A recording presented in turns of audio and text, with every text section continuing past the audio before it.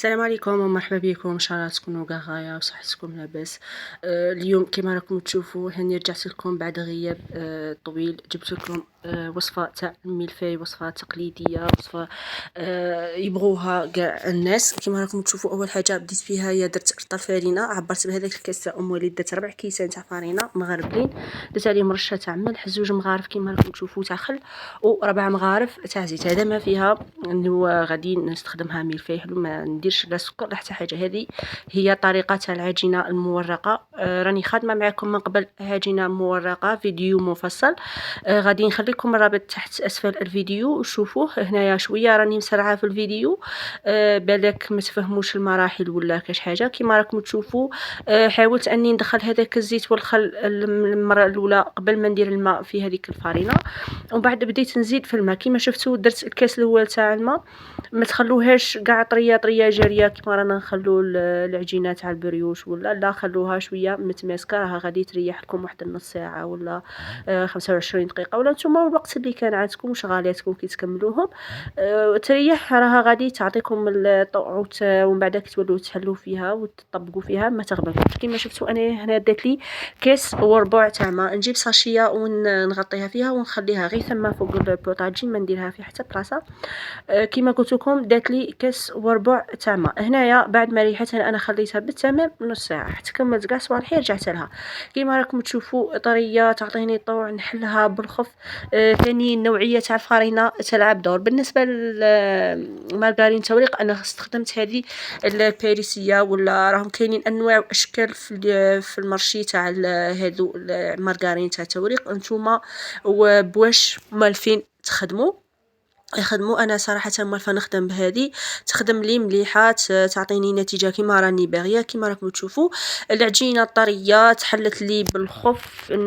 نحاول اني نساعدها شويه تاع فارينه الرش باش ما تلصقليش فوق البوطاجي كما راكم تشوفوا. ونجيب هذيك المارغرين للتوريق. بالنسبه للرطل فرينه غادي يديروا فيه نص قابصه من هذيك تاع المارغرين. اذا درتو كاع كيلو تاع فرينه فغادي ديروا كاع القابصه كومبلي. عفوا. هنايا كما راكم تشوفوا غادي نجي غير عيني ميزاني نقسمها على زوج، ندير النص والنص ندسه نستحقه، نديره في الفريجيدير نستحقه نهار واحد اخر. هنايا بالنسبه لهذه الطريقه الثانيه تاع العجينه المورقه، كما درتها لكم في رمضان هذا اللي فات، ما درتها لكمش بهذه الطريقه. حليتها على شكل مربع ودرتها وطويت عليها العجينه. هذا المره لا، درتها كما راني مارفه نديرها زمان.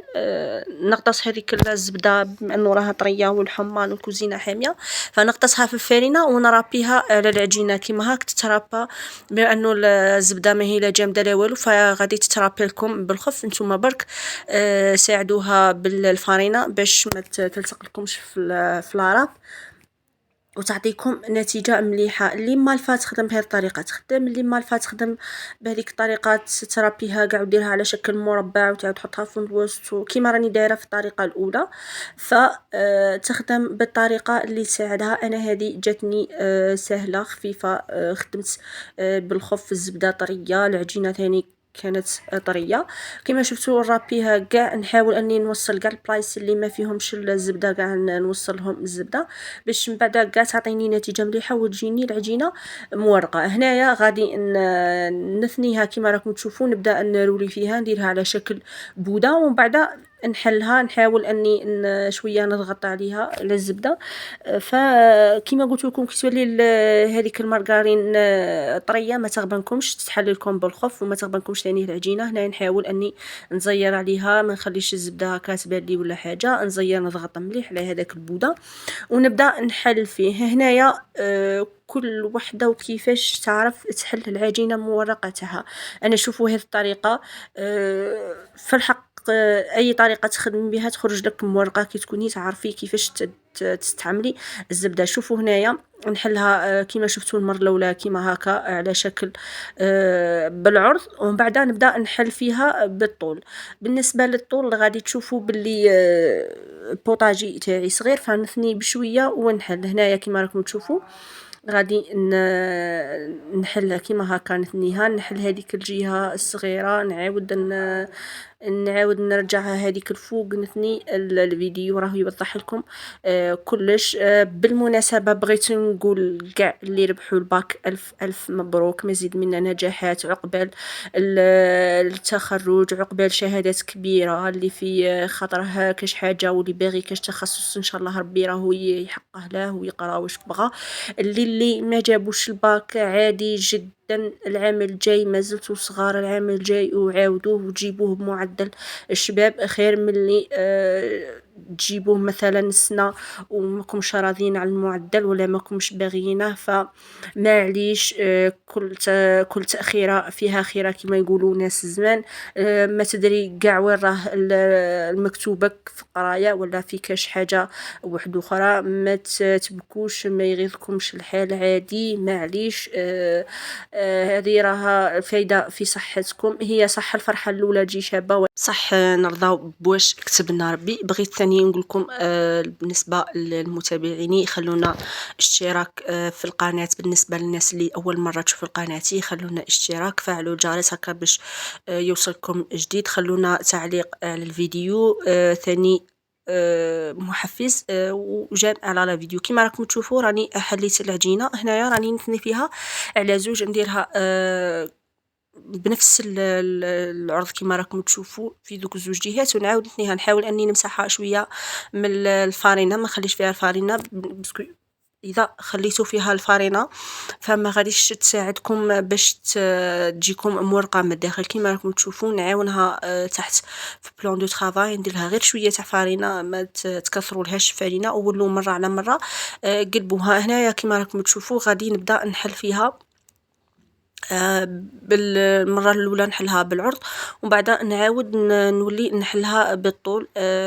فحاولوا انكم هنايا شوفوا انا كي غبنتني كي درت لي هذوك الريسان، فمبغيتش نخليها كيما هكذاك عوجه. حاولت على قد ما نقدر حليتها وسويت لها الشكل مليح كما راكم تشوفوا. ومن بعد هنايا غادي نعاود ثاني نثنيها على زوج، ونعاود نثنيها مره واحده اخرى ونخليها تريح. كاين اللي هنايا يثنيها غير على زوج خطرات كما راكم تشوفوا كما هكا، ويعاود يفتحها ويعاود يثنيها على خطره واحده. بصح انا غير هذه وصاي ما زدتش حليتها. كما راكم تشوفوا هنايا غطيتها وخليتها تريح واحد 5 دقائق، ما كاش 5 دقائق، وجيت نحل فيها. كما راكم تشوفوا هنايا بغيت نحلها على شكل مستطيل لانه غادي نقسمها على 3 اقسام، فنحلها هكا على الطول، من بعد نعاود نثنيها ونحلها على العرض. ولازم نديرها بشكل واحد، معليش اذا جاج معوجه ولا، مهم تعطيني شكل تاع مستطيل. هنايا كما راكم تشوفوا درت عيني ميزاني وقسمتها على 3 لانه كل وحده راني غادي ندير فيها شغل كيما المربع ولا مستطيل ولا نتوما كيفاش بغيتو تحلوها. هنايا كيما راكم تشوفوا هذوك الزوج ثنيتهم، وهذه حليتها مباشره. هنايا نسيت باش حليتها مباشره، بغيت نعاود نثنيها لكن المره الاولى حليتها مباشره.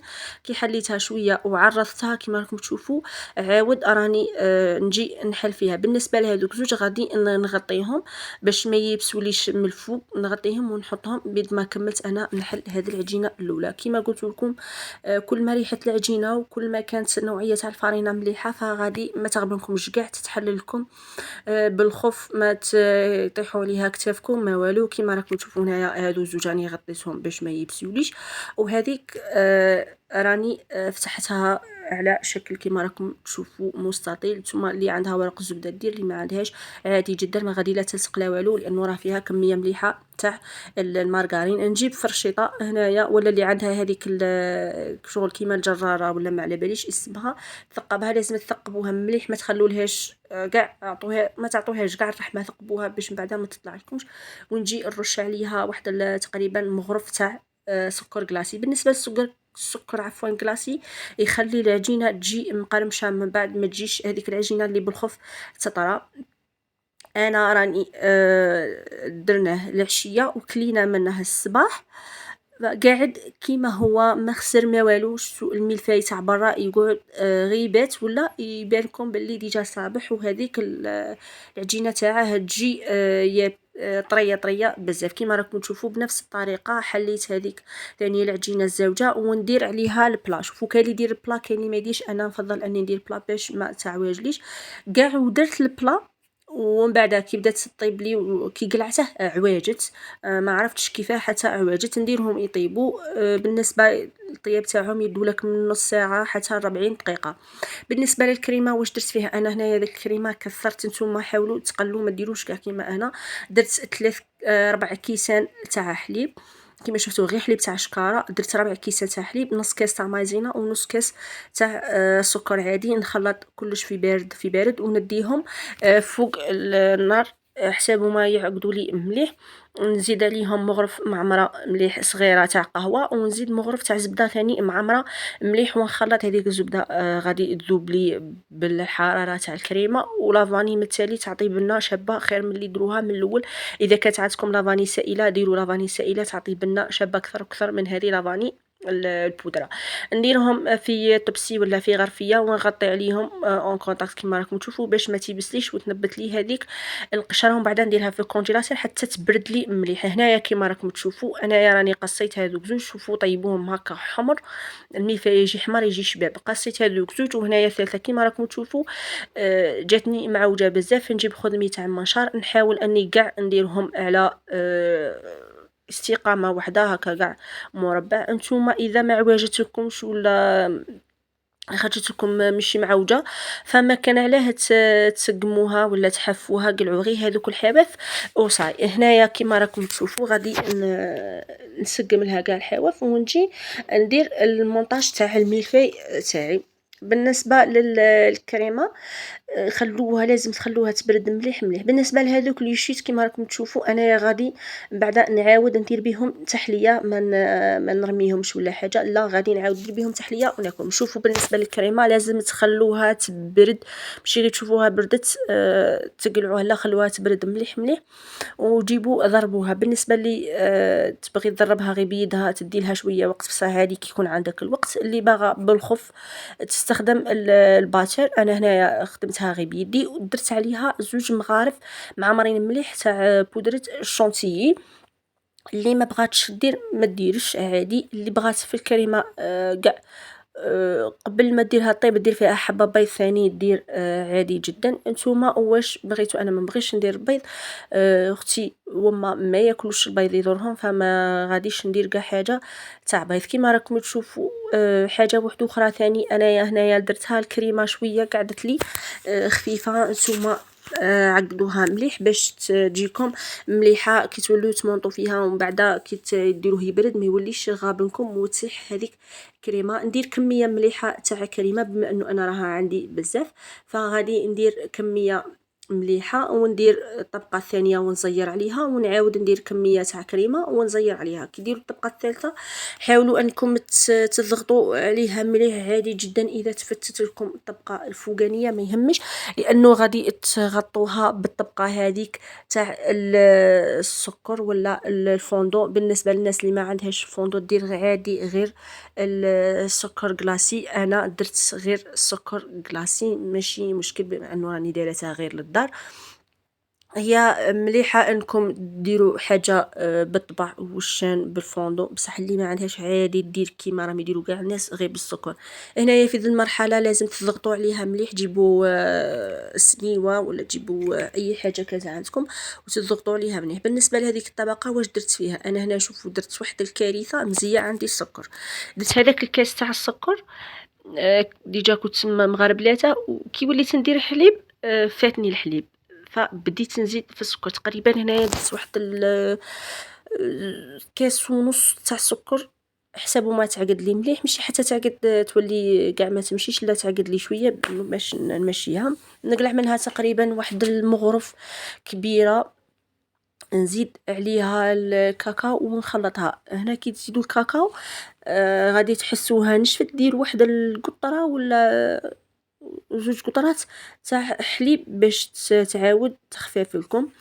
ندير هذيك الطبقة تاع السكر من الفوق، نحاول اني نمشيها نغطي كاع البلايص كيما راكم تشوفوا. هنايا راكم تشوفوا فيها جارية بصح هي لا راها ثقيلة وجاتني طبقة مليحة. ما ديروهاش ديك الطبقة الخشينة اللي تجيكم حلوة حتى تقهم، وما ديروهاش طبقة اللي تبان خفيفة بزاف. هنايا انايا درت هذيك الطبقه الاولى، وكي حسيتها شويه ما غطاتليش بلايص عاودت خلطت زوج مغارف تاع سكر مع هكا واحد القطرات تاع حليب. هنايا ثاني كيما راكم تشوفوا جبت هذاك السكر اللي درت له الكاكاو درت له في بوشيت. ثم اللي عندها بوشيت دير، اللي عندها بورصه دير، اللي عندها ساشيه تاع حليب دير ساشيه تاع حليب. هادي كاع ما تغبنوش على رواحكم، ما تصعبوهاش على رواحكم. اللي تبغي ديرها على شكل طولي ولا مربع، ولا انا بغيت نديرها هكا هذا الشكل المائل لانه كانت موالتني في الخدمه وباينه لي اني نديرها هكا درتها. جبت كيردون وبديت ندير في هذاك الشكل التقليدي المعروف كاع على الميلفاي، نديرها كيما هكا. هنايا بعد ما كملت كيما هكا ما قطعتها ما والو، نقيت غير الحواف تاعها هذيك الكريمه الزايده قلعتها لها ودرتها في الفريجيدير تبرد. شوفوا انا درتها تقريبا واحد زوج سوايع وهي غير تحت في الفريجيدير. نجي نقسمها بالنسبه للقسيم كل وحده وكيفاش بغات تقسمها، كل وحده وعدد افراد العائله. انا قسمتها على زوج كيما راكم تشوفوا في النص. ومن بعد المهم قطعت لي واحد 10 حبات هكا قليله ولا 9 الحبه مليحه ماشي حبه صغيره كيما تاع برا. وجا الله يبارك ميلفاي وعليه الكلام، ماشي غير كي راني نديركم فيه ولا راني نشكركم فيه، لا جربوه بهذه الطريقه كاع واش قلت لكم دو كاع النصائح بعين الاعتبار غادي ينجح لكم ان شاء الله بربي. شوفوا هنايا بالك تقولوا راه يابس ولا لا، غبنتني الكريمه كيما قلت لكم ماهيش متماسكه مليح فبدات تزلج لي مع الخدمي. وهنايا كيما راكم تشوفوا واش ضربك نقدم لكم حبه تشوفوها. جا الله يبارك هذيك الطبقات المورقين. ديروا النصائح كيما قلت لكم. شوفوا طبقه تاع الكريمه، طبقه هذه تاع السكر ثاني جات طريه الله يبارك كيما راكم تشوفوا. شوفوا جات مورقه ميلفاي وعليه الكلام. جربوه بهذه الطريقه ما غاديش تندموا فيه. شوفوا هنايا صوره تقريبيه كيفاش مورق شباب.